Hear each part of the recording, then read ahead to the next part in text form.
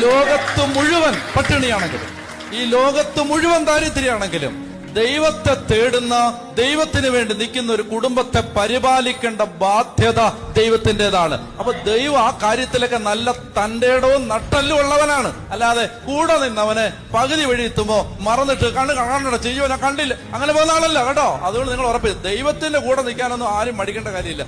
ദൈവം ഒന്നും ഒരിക്കലും ഒരു മനുഷ്യനെ കൈവിട്ട് കളയത്തില്ല.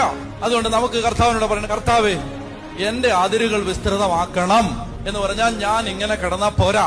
നീ ഒത്തിരി നാണം കെട്ടിട്ടില്ലേ അമ്മേ, ഈ പുസ്തകം എടുത്ത് നടക്കുന്നതിന്റെ പേരിൽ, ഈ പ്രാർത്ഥിക്കുന്നതിന്റെ പേരിൽ, ഈ കൊന്ത വെല്ലുന്നതിന്റെ പേരിൽ, ഈ വീട്ടിൽ അമ്മയ്ക്ക് സർവ്വസമയം പ്രാർത്ഥനയുള്ളോ എന്ന് നിന്റെ മക്കൾ തന്നെ എന്നോട് പറഞ്ഞിട്ടില്ലേ?